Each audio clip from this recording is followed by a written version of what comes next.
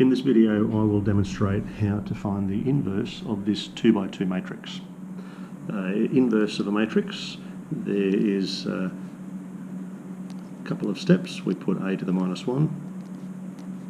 First we need to find the determinant of the matrix, and we multiply this by 1 over the determinant.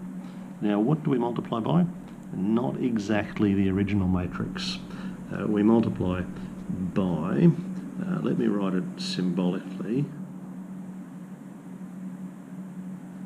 and this would be in the case that our original matrix A had the elements A, B, C, D. So notice that element A and D swap places.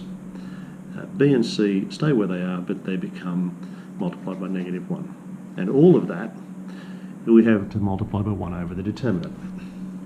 Now you're probably thinking to yourself, what's this determinant?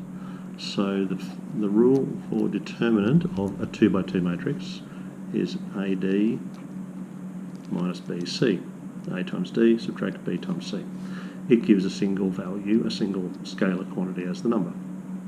So with these rules in mind, and these are the things that you do need to keep in mind on the day of your exam, you need to have those things inside your head or on your formula sheet, depends on what your school allows. Then we would start with this particular matrix, 1 over determinant A, and then I'll write down the rule so that I'm trying to demonstrate my understanding here, minus B minus C.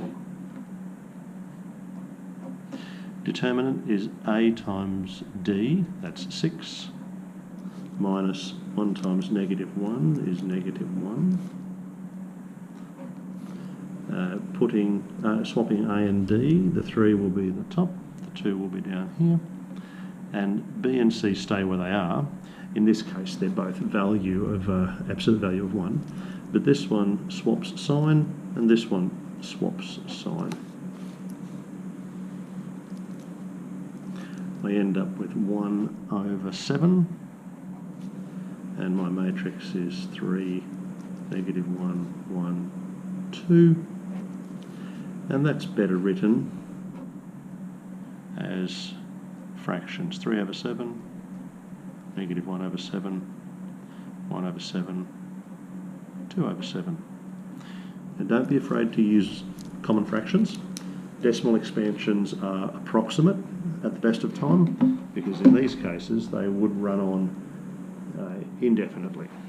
No, not terminating. Let's make sure you can see the calculator screen clearly. I'm going to demonstrate the use of the calculator now. So it's only a small matrix, so I'll use F4 for maths, F1 for matrices and vectors, and I'll select a 2 by 1 preset. I'll enter the original matrix.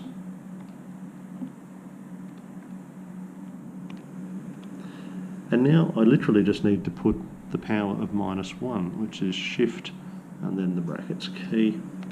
And the calculator does all that hard work for me. And I'll compare my results here to here, and I'm happy that I've done this correctly. If you're doing this on an exam, show you're working, but then use this to check your results so that you're confident to move on without any silly mistakes.